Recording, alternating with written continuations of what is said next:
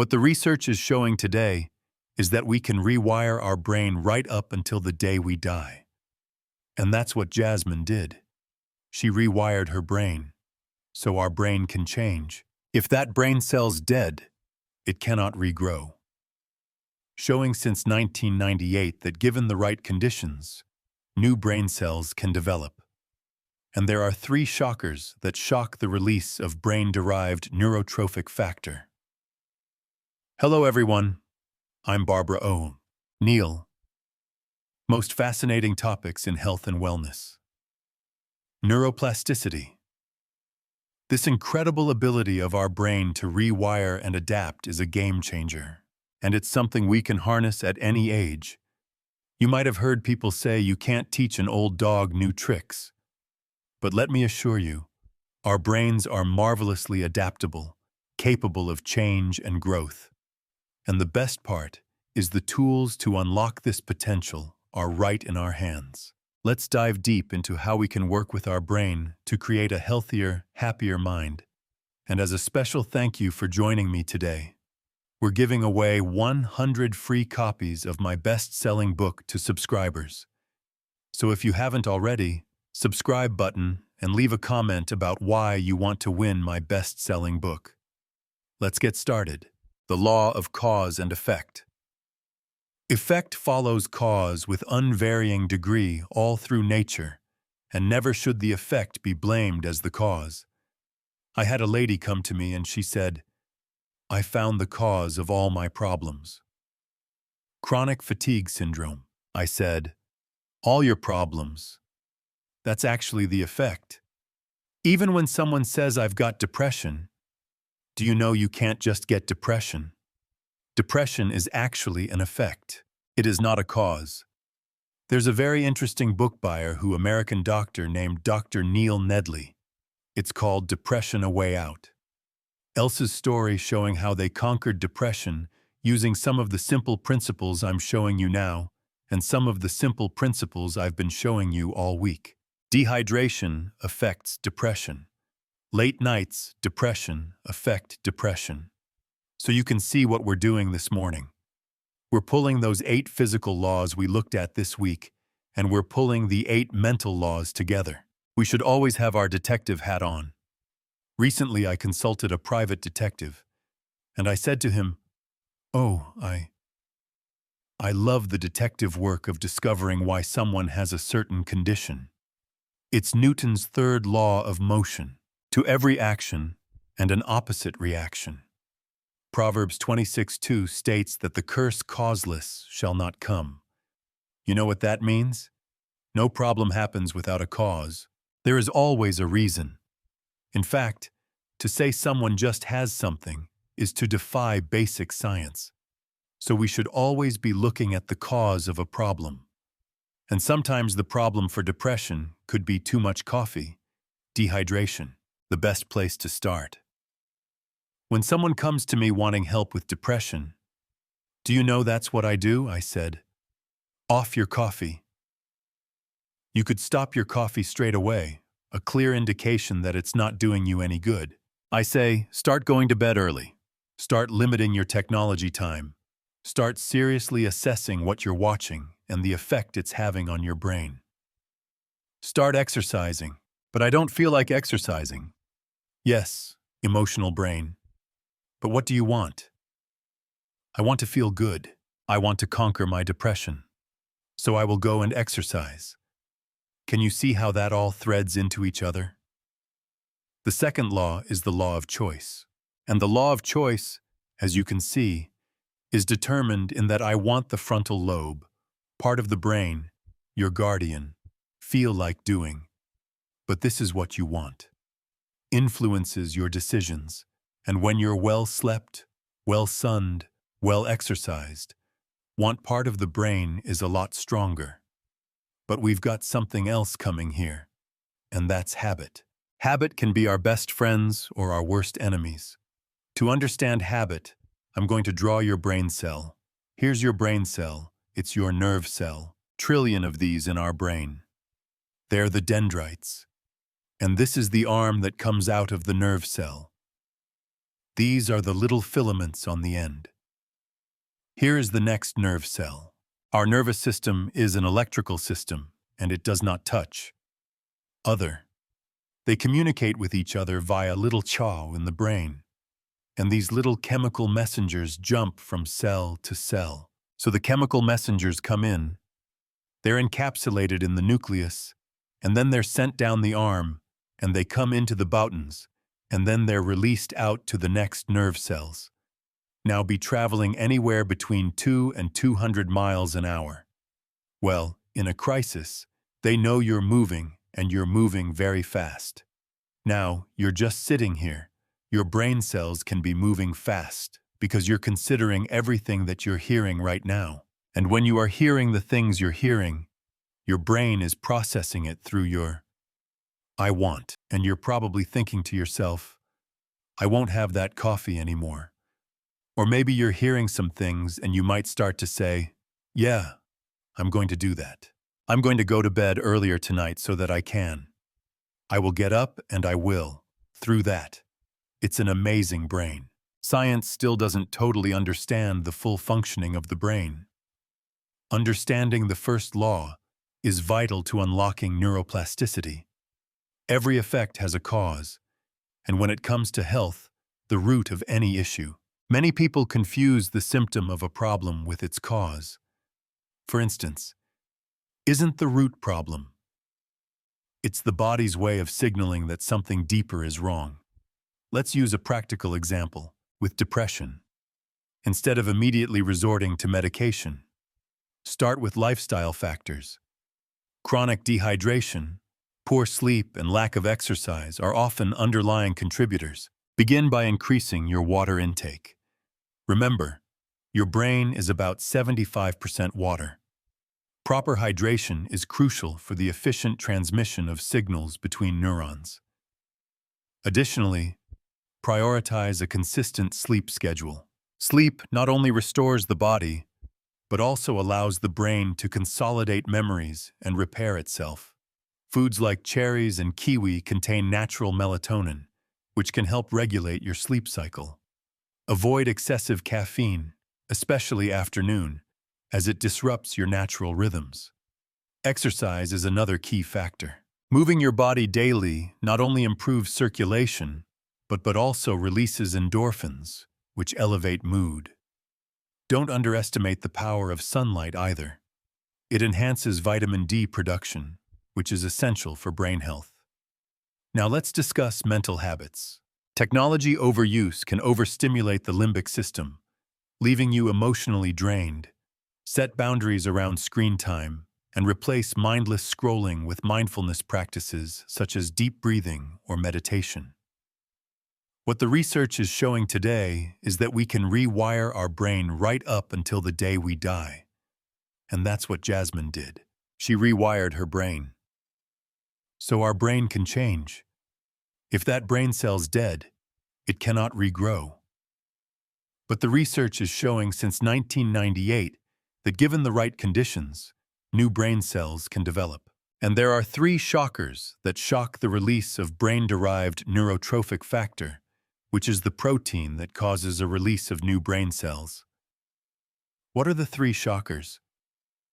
Ending every hot shower with a quick cold. Have you tried it? Tomorrow afternoon, we're going to look at our immune system, and you'll see that that's the biggest booster. So maybe by the day after tomorrow, you'll be doing it. But it causes a release of brain-derived neurotrophic factor, which stimulates neurogenesis. That's new brain cells. Number 2. The second thing that causes a release of brain-derived neurotrophic factor new brain cells is fasting. So maybe have a day fast, a week, or maybe 2 days. Or I don't know if you say fortnight, 2 weeks, or maybe 2 days a month, or time restricted.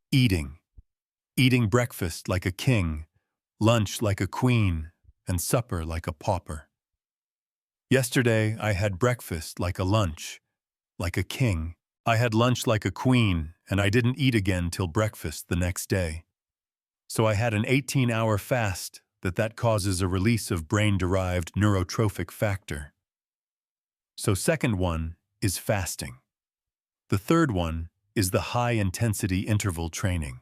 When you're running for your life, and that shocker causes a release of brain-derived neurotrophic factor that's new brain cells. Now let's talk about one of the most exciting discoveries in neuroscience. We can rewire our brain at any age. This ability stems from neuroplasticity, and research since 1998 has shown that under the right conditions, even new brain cells can form. Isn't that incredible? What are these conditions? First, we need to shock the brain in healthy ways. Shower with a quick cold rinse is one example. This stimulates the release of brain-derived neurotrophic factor, a protein that promotes the growth of new brain cells. The cold rinse also activates your sympathetic nervous system, giving you an energy boost and sharpening your focus. Fasting is another powerful tool. Whether it's a full-day fast or time-restricted eating, such as having your last meal by 6 p.m., fasting gives the digestive system a break, allowing your body to focus on repair and regeneration. It also increases BDNF levels, aiding neurogenesis. Foods to support fasting include avocados and nuts, which are high in healthy fats and keep you satiated.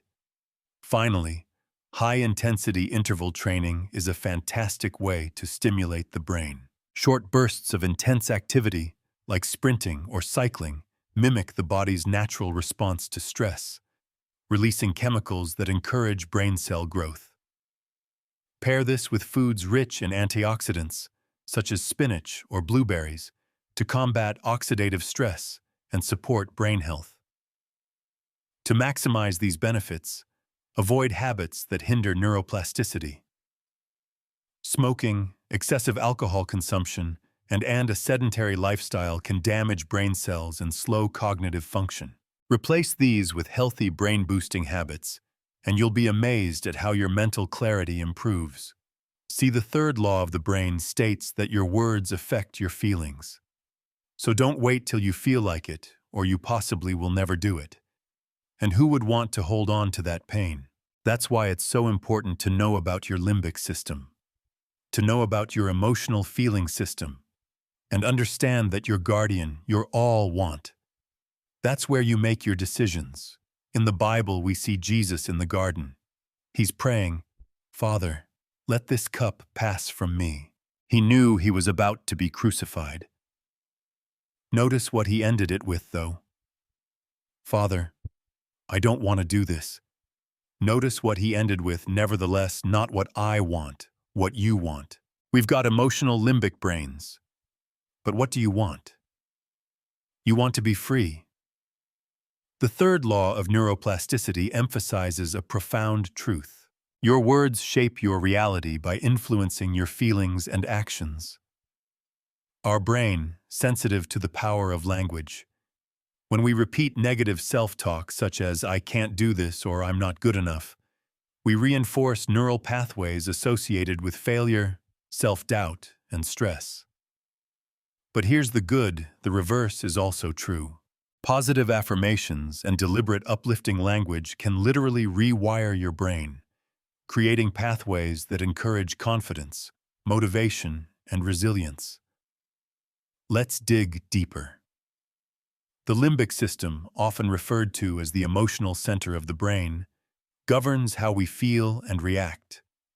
This system responds not only to external events, but also to our internal dialogue.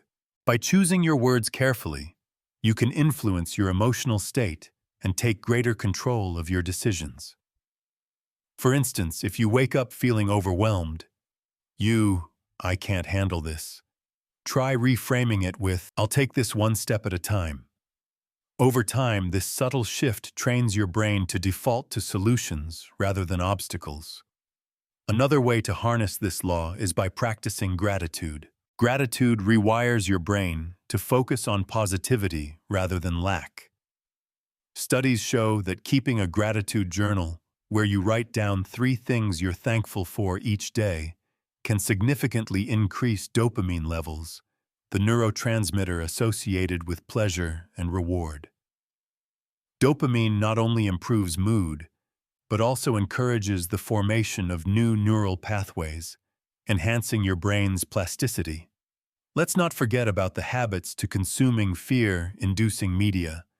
Constantly ruminating on past failures or surrounding yourself with overly critical people can overstimulate the limbic system, leaving you emotionally drained and less likely to engage your frontal lobe, the rational decision-making part of your brain.